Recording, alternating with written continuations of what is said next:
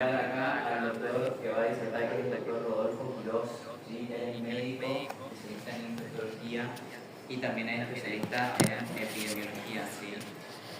Él es doctor en medicina. Un segundito.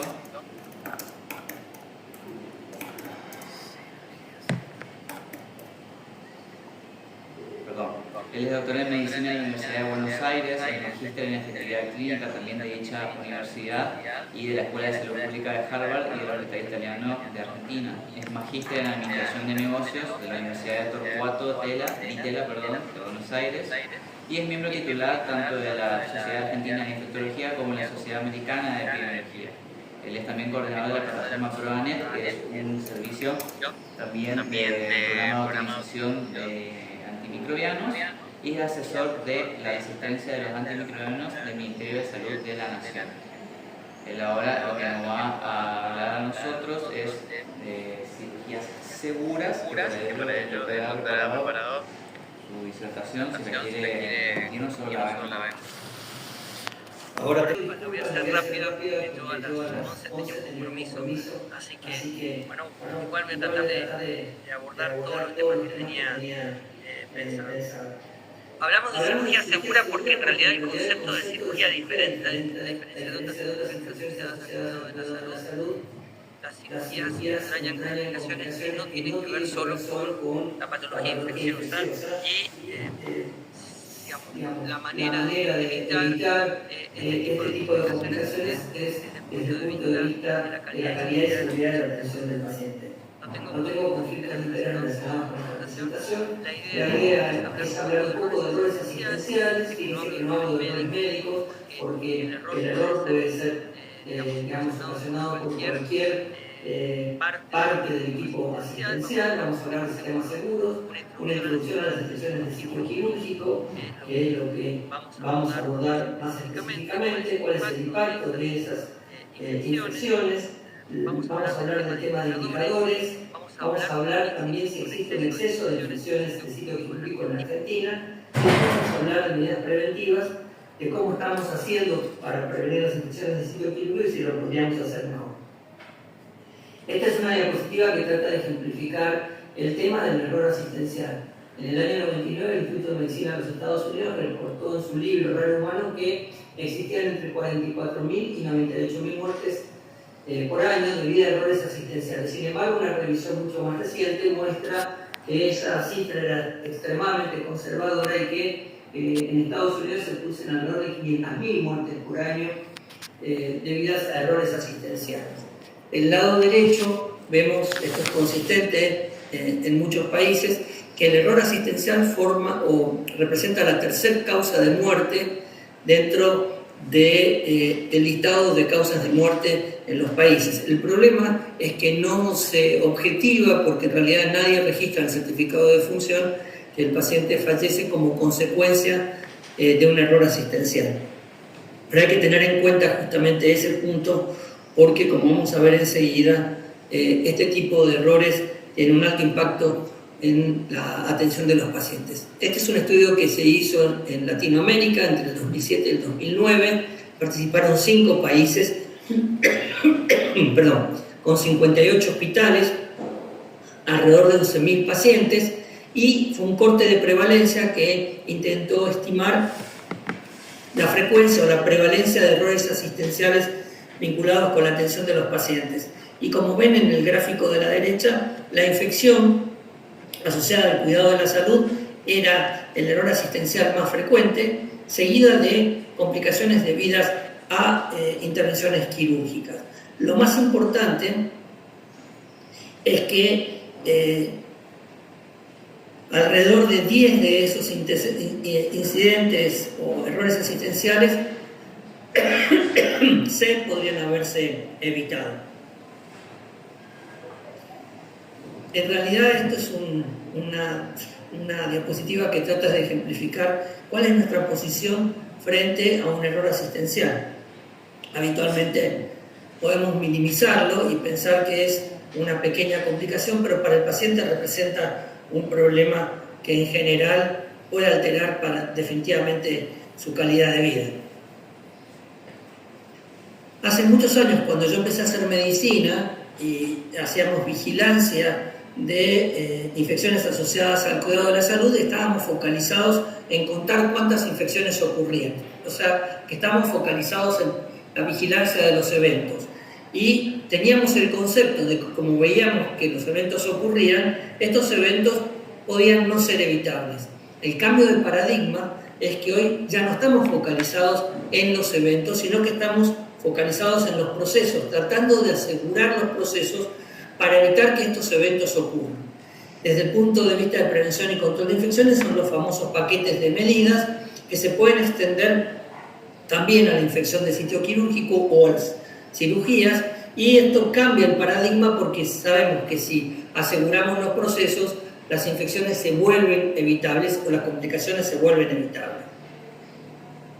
En ese sentido, la medicina ha tenido que aprender bastante de la industria aeronáutica, como así también de las plantas nucleares, ya que estas actividades han, digamos, acumulado experiencias en función de los eventos que ocurren para tratar de que estos no vuelvan a presentarse. Y en este caso, lo que vemos acá del lado derecho es la lista de verificación que utiliza, por ejemplo, la aeronáutica para el Boeing 737, que es el avión que más se ha difundido en el mundo para los vuelos, sobre todo de cabotaje, donde esta lista de verificación es leída ya sea por el piloto o el copiloto, porque ustedes saben que habitualmente se alternan tanto en el despegue como en el aterrizaje estas dos personas en la cabina, y cuando va a realizar el copiloto es el piloto el que le lee la lista de verificación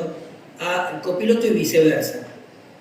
Y de esta lista de verificación es donde surge la lista de verificación que se utiliza hoy en los procedimientos quirúrgicos. ¿Por qué fue tan fácil que la industria aeronáutica la aplique y es tan difícil a veces conseguir que se aplique en el quirófano? Primero, porque tanto el piloto como el copiloto se ven afectados por el error que pueda suceder de no seguir la lista de verificación porque ellos están en la cabina. El segundo elemento es porque hay una aceptación de que ambos tienen la responsabilidad de llevar adelante el vuelo. Y tercero, porque existe la caja negra donde uno puede verificar posteriormente si esta lectura de la lista de verificación o el checklist digamos, de despegue y aterrizaje se cumplió. Estas situaciones no son tan, o esto no es tan frecuente en el área quirúrgica, pero es un ejemplo de cómo, por ejemplo, la aplicación de ciertas medidas puede producir un cambio de conducta. Este es un ejemplo de algo que sucedió en Bolivia. Yo estaba viviendo ahí, era gerente general de una clínica en Bolivia, y habíamos hablado con el sistema de salud boliviano, en este caso del departamento de Santa Cruz, de aplicar ciertas medidas para mejorar la seguridad, la calidad y seguridad de la atención de los pacientes, como es, por ejemplo, la cirugía, lo que se llama cirugía segura, que es la cirugía correcta al paciente correcto del lado correcto. Eso no prosperó y unos 4 o 5 años después de haber presentado esa propuesta a la Secretaría de Salud, sucedió que en un hospital pediátrico público el cirujano extirpó el riñón sano de un paciente que tenía un tumor de Wilms, dejándolo después anéfrico porque hubo que sacarle el riñón enfermo. Y eso tuvo que ver con la falta de marcación de sitio quirúrgico cuando es un órgano par.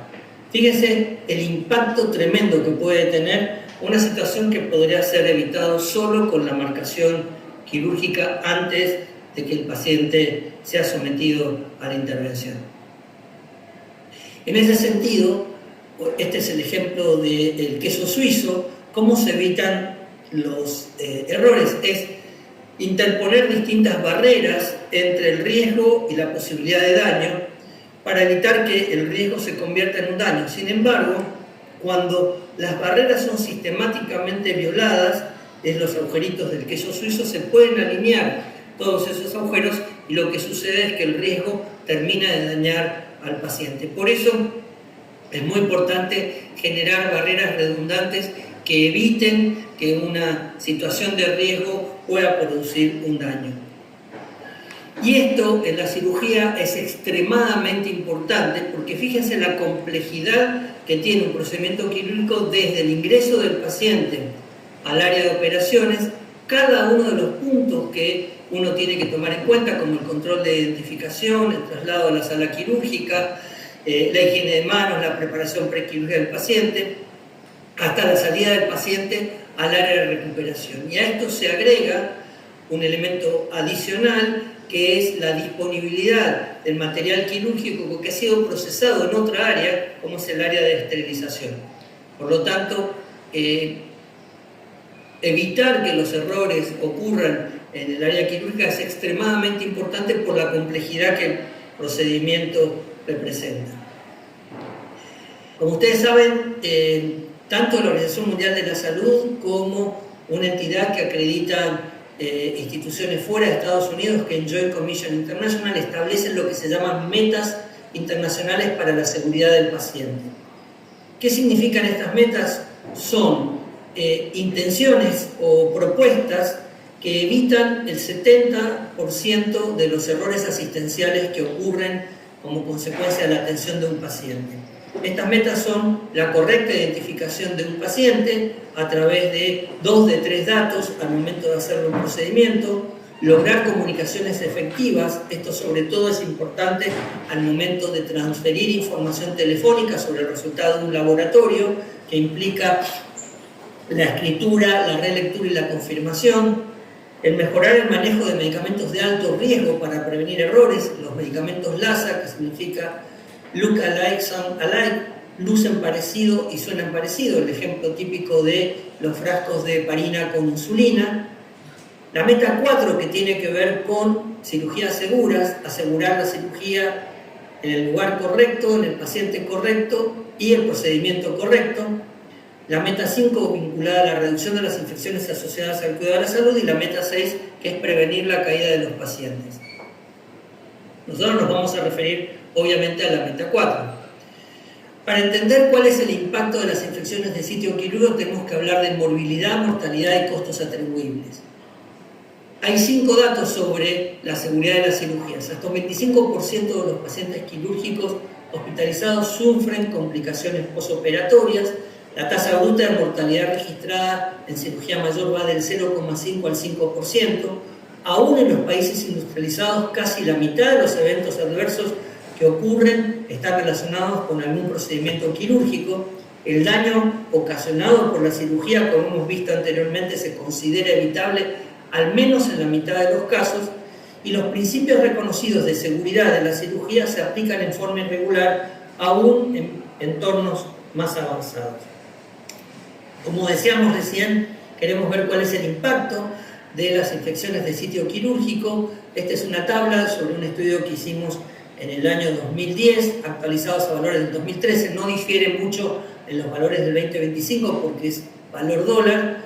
Fíjense que la mortalidad atribuible en Argentina asociada a las infecciones de sitio quirúrgico es del 8%, con 6 días extras de internación. Es menor que la cantidad de días extras en Estados Unidos, porque en Estados Unidos hay muchas cirugías que son ambulatorias, que en Argentina todavía se hacen con el paciente hospitalizado. El costo atribuible de una infección de sitio quirúrgico es en Argentina de $3.500, en Estados Unidos es mucho más, eso tiene que ver en parte con el honorario médico, que encarece significativamente el costo. Y cuando vemos el impacto desde el punto de vista de casos, fallecidos y días extras, en Argentina se estima que ocurren alrededor de 51.500 infecciones de sitio quirúrgico por año, con una mortalidad de 4.000 casos por año, con 308.000 días extras de internación y un costo de aproximadamente 200 millones de dólares por año. Bien, ¿cómo podemos determinar cuál es el impacto que las infecciones de sitio quirúrgico generan? Vigilando justamente y midiendo esta situación. Para eso nosotros tenemos que tener en cuenta que existen indicadores de proceso, como habíamos hablado antes, e indicadores de resultado. Los indicadores del proceso son realmente relevantes porque son los que evitan que el evento pueda ocurrir. En este caso tenemos algunos ejemplos, como es la profilaxis antimicrobiana, recordando que es uno de los elementos más importantes para prevenir las infecciones de sitio quirúrgico, y ahí tenemos el momento de la administración del antibiótico profiláctico, el refuerzo intraoperatorio y el no prolongar la profilaxis quirúrgica más de 24 horas después de la cirugía. La normotermia, la normoglucemia y el uso de la lista de verificación son otros indicadores de procesos. Indicadores de resultados, básicamente, la infección de sitio quirúrgico. Pero recuerden que desde el punto de vista de cirugía tenemos otros indicadores como desde el punto de vista de calidad, como por ejemplo el reingreso no programado a quirófano dentro de las 24-48 horas, el sangrado postquirúrgico, alguna complicación vinculada con la cirugía, como tromboembolismo del pulmón, etc. Ahora vamos a ver si existe un exceso de infecciones de sitio quirúrgico en la Argentina y cuál es la situación actual con respecto a la implementación de medidas preventivas. Para responder la primera pregunta, en el año 2003 llevamos a cabo un estudio en Argentina en 45 centros de todo el país con 12.000 cirugías. En ese momento se registraron 420 infecciones de sitio quirúrgico, con una tasa global del 3,5%. Para poder estimar si había un exceso de infecciones de sitio quirúrgico, utilizamos como comparador la tasa de infección para cada una de esas cirugías que reportaba el sistema americano, que es el National Nosocomial Surveillance System, que en ese momento era el sistema de vigilancia de Estados Unidos. Cuando uno compara los casos observados con los casos esperados que tendría si la tasa de infección fuera la de Estados Unidos, vemos que hay un exceso de infecciones de sitio quirúrgico porque hay casi 2 veces más casos observados que los esperados. Fíjense que habíamos dicho 420 infecciones de sitio quirúrgico contra 228 casos esperados. La pregunta es ¿por qué sucede esto? Después de ese estudio hicimos un análisis con datos de otros proyectos en Argentina, como el proyecto Validar, y el sistema Vida, y como vemos, la razón estandarizada de infección es consistente. Teníamos 2 veces más infecciones de sitio quirúrgico que el estándar externo. Para responder esta pregunta, empezamos a analizar cómo estábamos haciendo las cosas en Argentina. Antes de llegar a eso, este es un estudio que hicimos en el 2014 en el Hospital Austral para mostrar justamente que las infecciones de sitio quirúrgico están ocupando, desde el punto de vista relativo, el primer lugar dentro de las infecciones asociadas al cuidado de la salud. Y esto tiene que ver básicamente con la facilidad para prevenir infecciones como por ejemplo las infecciones asociadas a catéter vascular, la neumonía asociada a ventilación mecánica y la infección del tracto urinario. Por lo tanto, hoy los hospitales deberían empezar a focalizarse en las infecciones de sitio quirúrgico para tratar de prevenir. Como les decía, la pregunta es ¿por qué teníamos ese exceso o tenemos ese exceso de infecciones de sitio quirúrgico?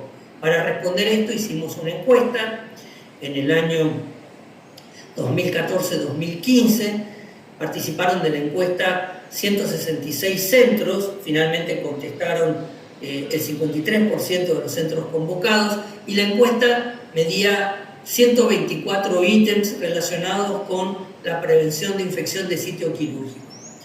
Y las preguntas tenían que ver sobre la existencia de políticas escritas y la respuesta era sí sobre el total de respuestas realizadas y si el hospital o la institución adhería a esos procedimientos preventivos y la respuesta es una escala de Likert, siempre, casi siempre, a veces, casi nunca o nunca, y para considerar la adherencia tomábamos siempre, casi siempre. O sea, que por un lado medíamos la existencia de políticas escritas y por el otro lado veíamos la adherencia de esa institución a esas políticas. ¿Y cuál fue el resultado? El resultado fue que la mayor parte de los hospitales contestaron que tenían políticas escritas, más del 70% para las distintas estrategias preventivas de infección de sitio quirúrgico. Pero del lado derecho, lo que está en rosado, muestra que un porcentaje muy bajo, menos del 40% de los hospitales, tenían una adherencia consistente a esas medidas preventivas. O sea, teníamos escritas las políticas, pero no adheríamos a esas políticas, y eso justifica por qué podemos tener el doble de infecciones de sitio quirúrgico, en este caso, que Estados Unidos. ¿Cuáles son los factores de riesgo que se asocian a una infección de sitio quirúrgico?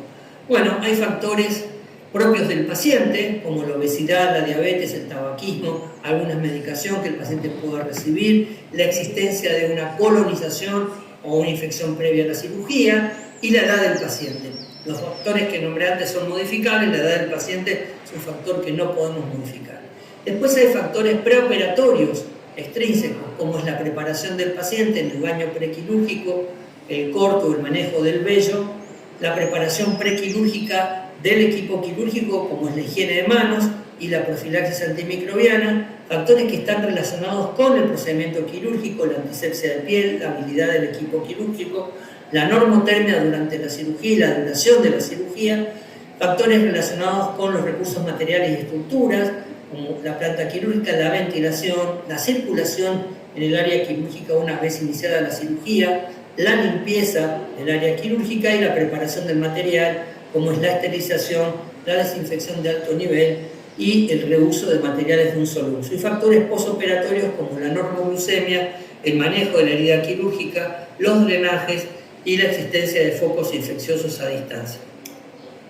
Acá ven algunos de esos factores y la evidencia que demuestra la importancia de controlar estos factores para reducir el riesgo de infección de sitio quirúrgico. Ahora vamos a ir hablando de cada uno de ellos en particular.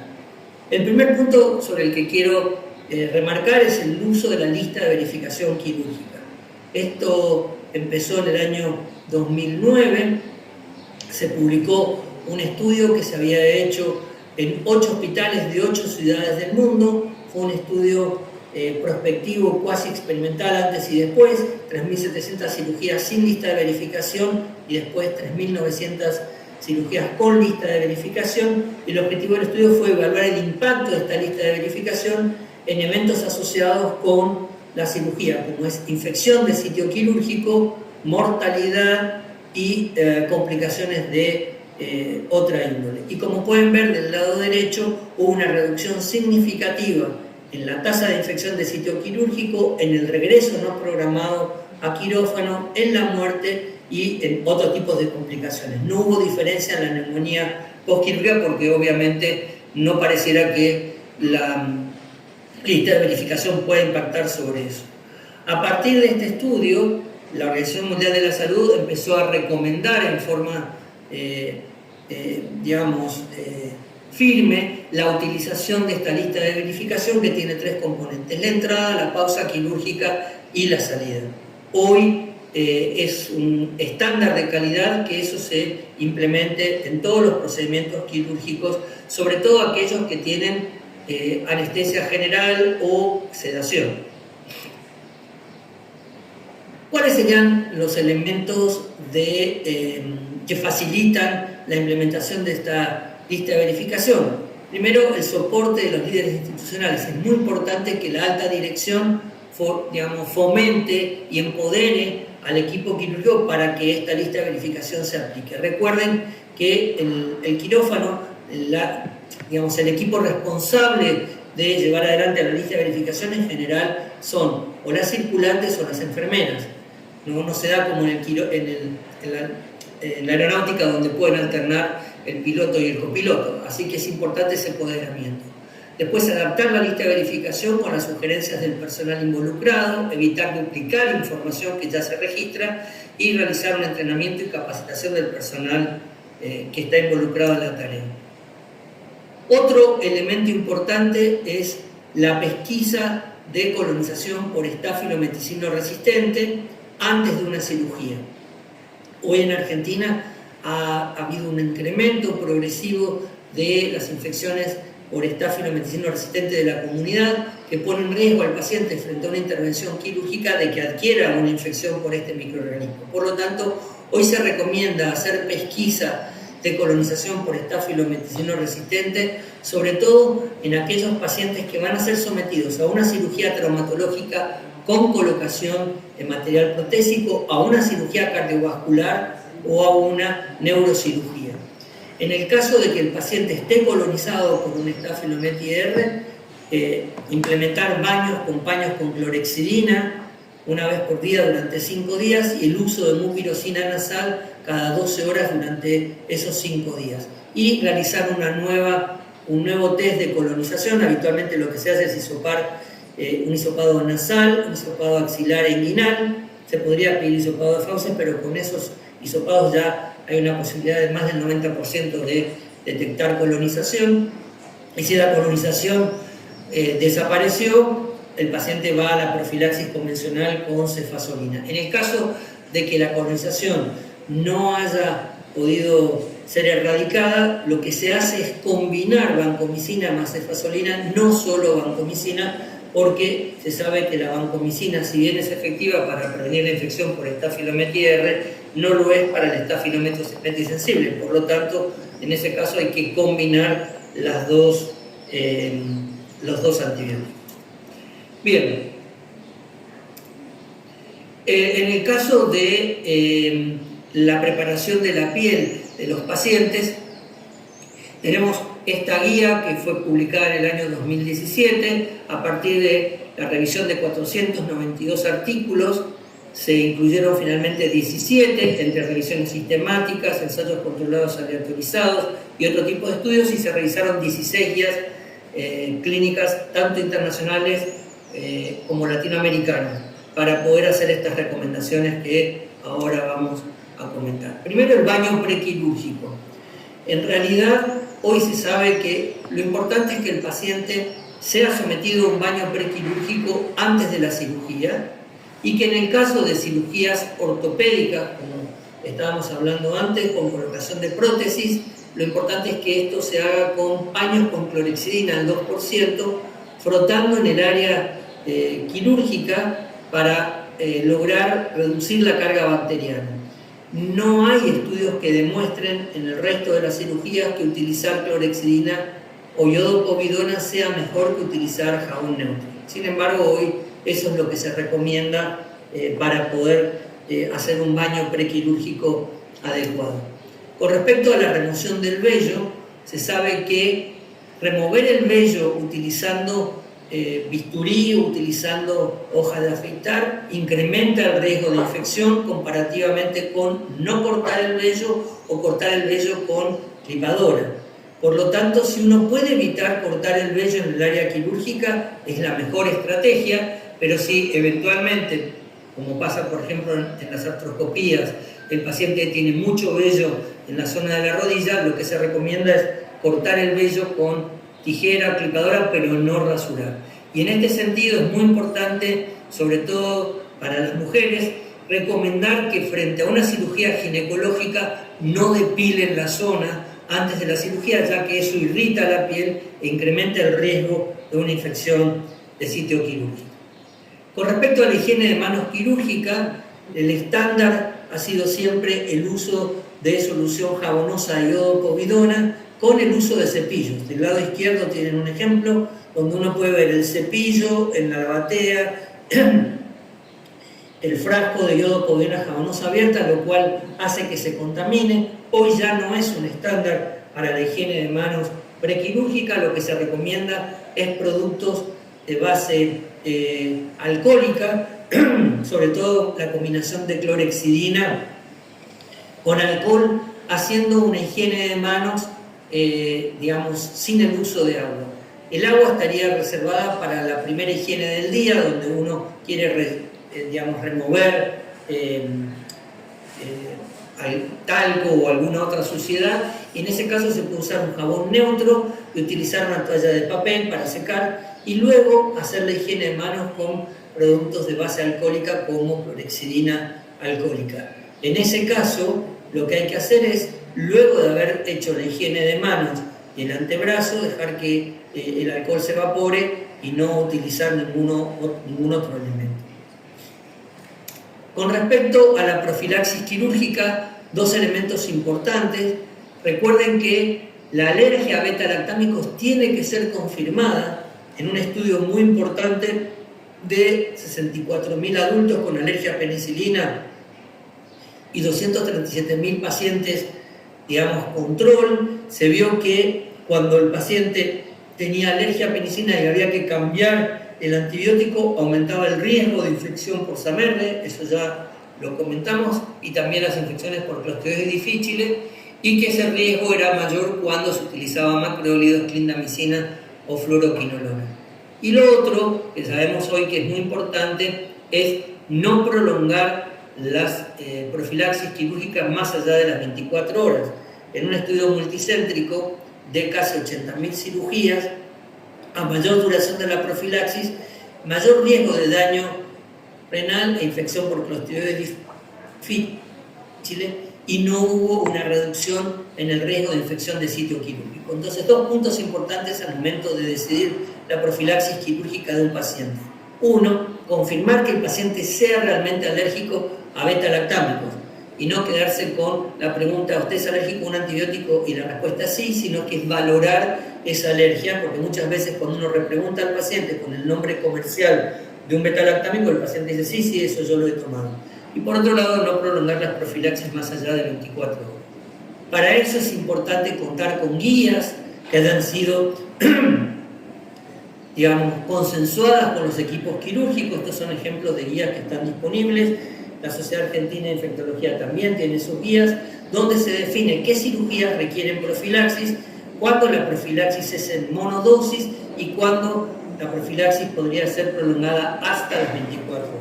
Un punto importante que a veces no se tiene en cuenta es la necesidad de ajustar la dosis de cefazolina al peso corporal del paciente. Si el paciente tiene de entre 70 y 120 kilos, 2 gramos de cefazolina, y si tiene más de 120 kilos, 3 gramos de cefazolina. Habitualmente siempre se administra 1 gramo y es totalmente insuficiente para la mayor parte de los pacientes. ¿Cuáles serían los pasos para una implementación efectiva? Primero, adaptar la guía, como dijimos, a los recursos hospitalarios, pero teniendo en cuenta la evidencia actual.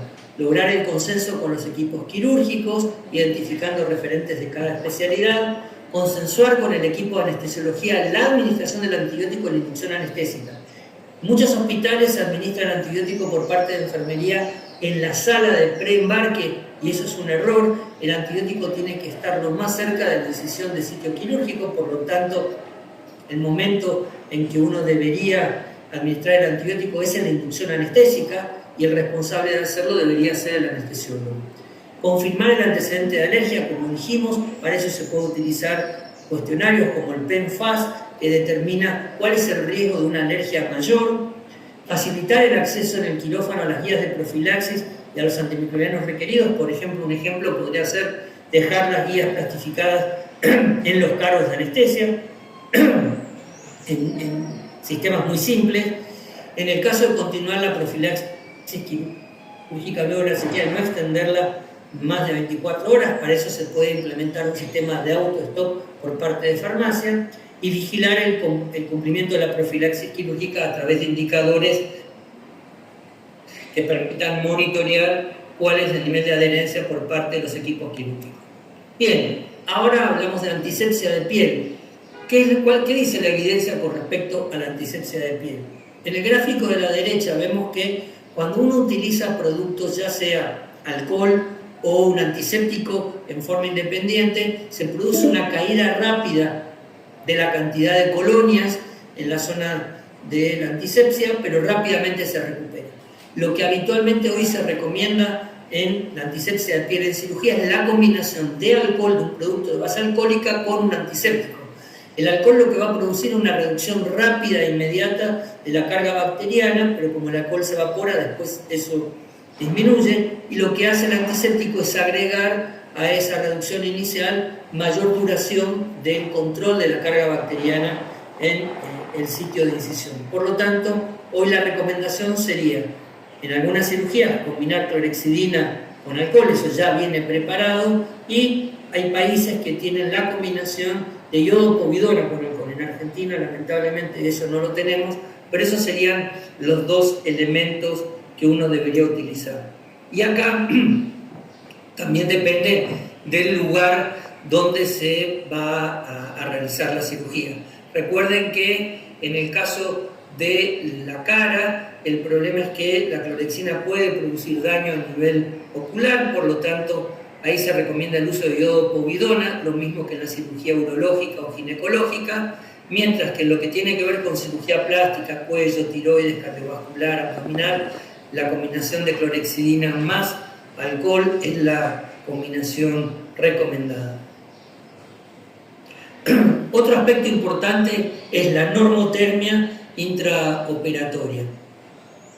Hay estudios que han demostrado que mantener al paciente normotérmico reduce el riesgo de infección de sitio quirúrgico, disminuye el tiempo que transcurre hasta la ingesta y el tiempo de internación, y reduce la pérdida sanguínea y también impacta sobre otros tipos de complicaciones.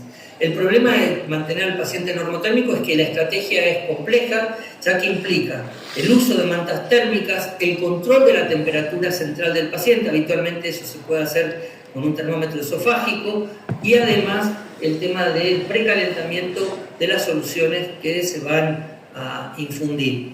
Sin embargo, hay cirugías en las que esto realmente está indicado, que son las grandes cirugías, salvo dos: la neurocirugía, donde uno prefiere mantener al paciente hipotérmico, y la cirugía cardiovascular. Pero en el resto de las cirugías, el mantener normotérmico al paciente ha demostrado reducir el riesgo de complicaciones.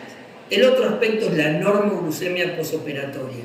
Y esto sí es realmente relevante, porque se ha demostrado que el paciente que se mantiene hiperglucémico luego de la cirugía, independientemente de que sea diabético, incrementa el riesgo de infección. Por lo tanto, hoy lo que se recomienda es que el paciente luego de la cirugía, el día 0, 1 y 2, mantengan glucemias por debajo de 200 miligramos por decilitro, aun cuando sea necesario colocar bomba de infusión. Esto en la cirugía cardiovascular es especialmente relevante, igual que en la cirugía abdominal.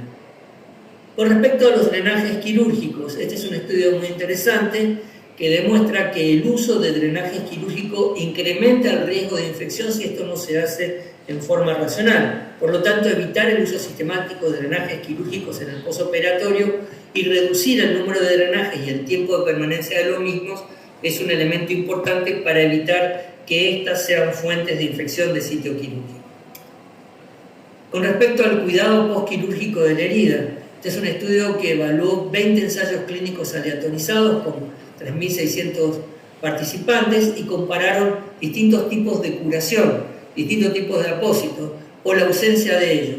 Y los resultados de los estudios, si bien fueron pequeños y de baja calidad, no demostraron evidencia de que los apósitos prevengan infecciones de sitio quirúrgico. No hubo tampoco ningún tipo específico de apósito que fuera más ventajoso con respecto a otro.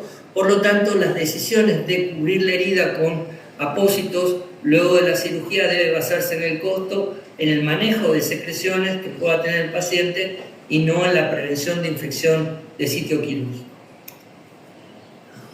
Por último, es importante el control ambiental de los quirófanos. Una vez que empieza la cirugía, el área no debería ser transitada por personas que no estén formando parte estrictamente del equipo quirúrgico, ya que está demostrado que mientras más gente circula, mayor cantidad de partículas de piel se desprenden, y eso incrementa el riesgo de que el paciente pueda infectarse. Por lo tanto, hay requerimientos específicos para los quirófanos, que es limitar el número de personas, ingresar todo el material necesario antes del inicio de la cirugía, mantener las puertas cerradas luego de que éste inició, generar presión positiva dentro del quirófano, eso es muy importante, mantener la temperatura del quirófano entre 20 y 23 grados con una humedad entre el 30 y el 60%, eso tiene que ver para evitar, con electrobisturí, que puedan haber situaciones de quemaduras, deflagraciones, Y el aire de la sala de operaciones debe estar filtrado con filtro EPA con 15 cambios mínimos por hora, 3 cambios o 20% debe ser de aire fresco.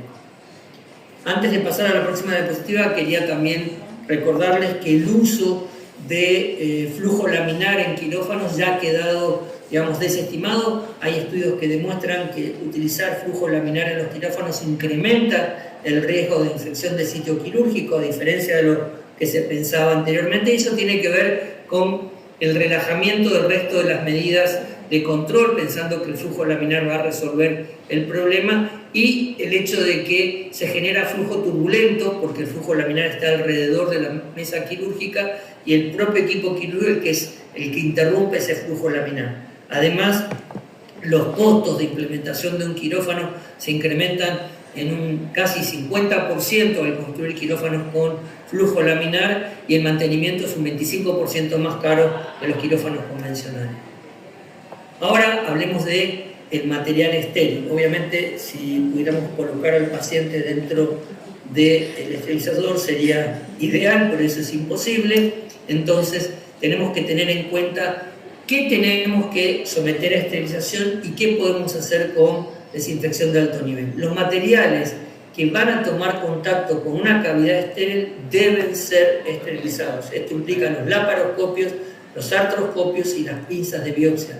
Estos materiales no pueden ser sometidos a desinfección de alto nivel. ¿Por qué? Porque la desinfección de alto nivel, si bien elimina bacterias, no elimina esporas. Y esta es una de las complicaciones que uno puede ver cuando hace desinfección de alto nivel en materiales que van a tomar contacto con cavidades estériles. Entonces, ¿para qué quedaría la desinfección de alto nivel? Serían materiales semicríticos que toman contacto con una área que habitualmente es un área colonizada, como los gastroscopios, los colonoscopios, los citoscopios y los histeroscopios. Esto es para mostrarles, por ejemplo, qué pasa con los materiales que son de un solo uso, que el fabricante no permite o no ha generado la estructura para que esto pueda ser esterilizado. Esto es una pinza autosónica. Fíjense, nosotros desarmamos en una pinza que tenía 2 usos, y fíjense que cuando la desarmamos la pinza, obviamente la rompimos para ver qué pasaba. Fíjense que abajo ese material, ese producto biológico que estaba en la zona de corte, no pudo ser esterilizado, no pudo ser eliminado. Entonces, lo que no se puede lavar adecuadamente no se puede esterilizar. Entonces, ¿qué materiales de un solo uso se pueden reutilizar? Aquellos que la arquitectura permitan que puedan ser lavados eficientemente, que la reesterilización del material no altere su funcionalidad, que nosotros podamos medir de alguna manera que el producto sigue siendo funcional, que se pueda hacer una trazabilidad del reuso de ese material, y por último que el costo de reprocesamiento no sea más caro que el costo de adquisición de un nuevo producto.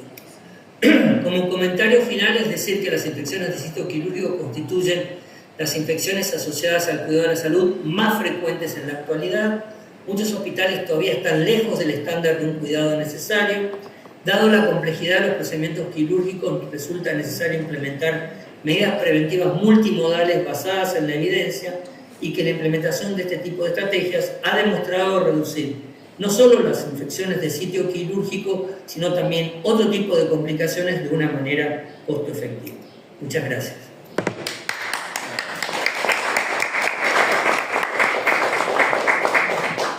Bueno, doctor, le agradecemos verdaderamente. Nos estamos quedando sin tiempo en la llamada porque el Meet tiene un tiempo limitado, ¿sí? Vamos a aprovechar este ratito. Por si hay alguien acá presente que quiere hacer alguna pregunta, yo le acerco la notebook y hablamos. ¿Alguna pregunta? ¿Muy clarito? No sé. Bueno, Muy clarito, dice. bastante clarito fue. La verdad que le agradecemos muchísimo la mano que siempre nos está dando y toda la participación que está teniendo con nosotros, ¿sí? Es una gran mano eso. Para mí Para mí es un placer. Yo lo que te quería decir, Luciano, es que podés compartir libremente la presentación que yo te mandé con cada uno de los participantes. No hay ningún problema si ellos la quieren ver después y disponer de las diapositivas, no hay ningún inconveniente. Buenísimo, mil gracias. Vamos a ir compartiendo eso, ¿sí? En el minutito que nos queda, ¿sí? Presento rápidamente a la doctora Tania Stoyanov, que es bioquímica y es especialista en ingeniería de calidad, y es referente provincial de la Red Federal de Calidad en Salud y Seguridad del Paciente. Si nos quiere hacer algunos aportes a la presentación, actualmente que te... Un gusto, Tania. La escuchamos. Un gusto, doctor. Sí, lo escuché nombrar un montón. Desde la Dirección Nacional siempre lo tiene presente, junto con OPS. Así que, verdad que no, nada que agregar. Yo le decía a Luciano que la charla estaba más que completa, que los conceptos no son muy diferentes, los lineamientos. Así que todo lo que usted, toda la línea que usted bajó, todas las cuestiones más allá, que incluso hay un checklist adaptado de la Organización Mundial de la Salud que está en la plataforma del Ministerio de Salud de Nación y que es un modelo con el cual podemos trabajar todos desde la provincia para empezar con algo que después puede ser mejorable, perfectible y que bueno, que esos son nuestros marcos normativos también a nivel nacional para trabajar en la red federal de calidad con todos los hospitales públicos de la Nación. Así que me parece excelente y cuenten conmigo para lo que necesiten. Buenísimo, gracias. Ahora en estos tiempos que vamos a seguir la disertación, lo que queremos, ¿usted quiere hacer una pregunta, doctor? No, estaría interesante compartir si bien nosotros tenemos acá un checklist y algunos servicios tienen su sistema de checklist individual, tenemos una propuesta generalizada para el uso en el quirófano, pero por ahí nos gustaría compartir la información más actualizada del checklist que tienen, del que hacía mención recién la doctora Tania. Mire, acá les comparto y después yo les comparto la pantalla un minuto para que ustedes lo puedan ver cuál es el archivo, en qué consiste, que está en la plataforma del Ministerio y que este es el modelo desde la Dirección de Calidad del Servicio de Salud Nacional. Yo después lo que les voy a acercar es este PDF para que ustedes puedan tomar como base en los 3 momentos críticos que describió perfectamente el doctor. Perfecto, gracias. Bueno, se nos va acabando la disertación por el MITSI. Nosotros ahora lo que vamos a hacer es que le vamos a presentar los datos que tenemos actualmente acá del Hospital Ferrando, sí, que estuvimos haciendo en conjunto con el Servicio de Microbiología acerca de cómo nosotros estamos.